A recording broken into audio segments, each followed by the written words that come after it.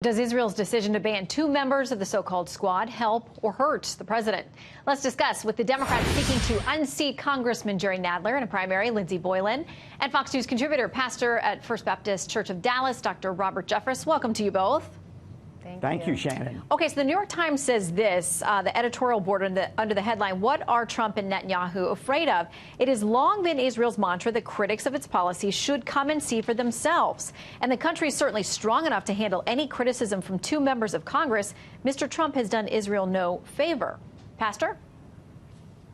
Look, it's important to understand that these women were denied entry into Israel not because they're women or they're women of color or they're Democrat. They were denied entry because they have engaged in caustic anti-Semitic rhetoric, and they've embraced policies that are just as great of a threat to Israel as any terrorist attack. And look, we need to remember, Shannon, that Israel is a nation the size of New Jersey, and yet for 3,000 years it's endured attacks by ideologies and countries that want to wipe the Jewish people off the face of the earth. And it's so easy for us here in America, separated by two oceans, a big country, to say, well, Israel ought to be more tolerant. But when you're a small country under threat 24/7, you can't give an inch to people who would question the right for your nation even to exist, like these two congresswomen. Netanyahu did the right thing in barring these women from coming into Israel, and President Trump, as usual, did the right thing in supporting Israel. Well, here's a bit of what Netanyahu said in his statement. He said the itinerary of the two congresswomen reveals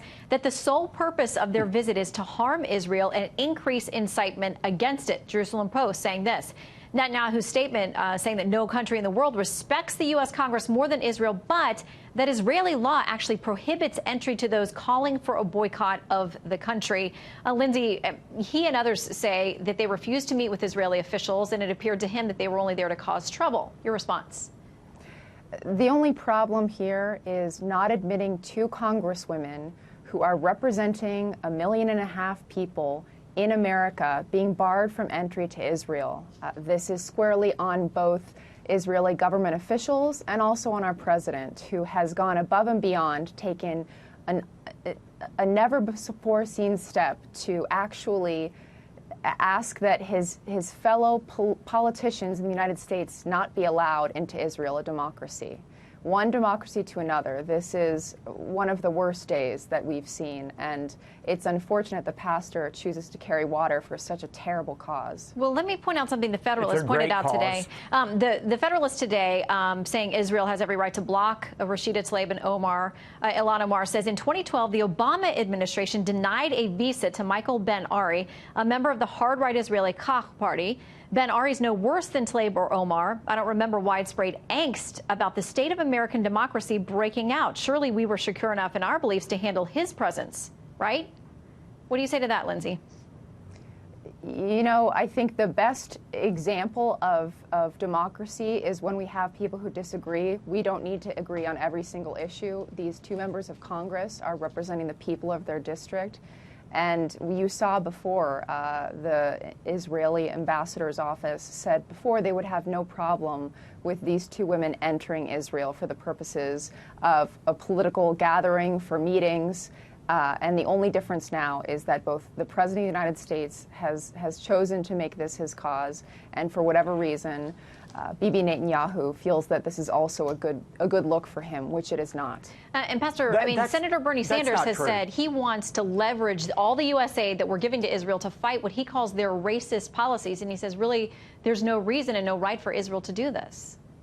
No, listen, I communicated today with our great ambassador to Israel, David Friedman, and David made a tremendous point when he said the Israeli government was going to welcome these congresswomen into Israel, and they just wanted them to spend a little time with Israeli officials so Israeli officials could give them an overview of what they were doing to treat the Palestinians in a humanitarian way. These two congresswomen refused to meet with Israeli officials. Instead, the only place they wanted to go was occupied Palestine. All they were doing was gathering evidence and ammunition against the Israeli people to use in their propaganda, and Israel had every right to refuse them gathering ammunition to use against Israel. All right, we got to leave it there. Pastor Jeffress, Lindsey Boylan, thank you both for having this discussion. Good to have you.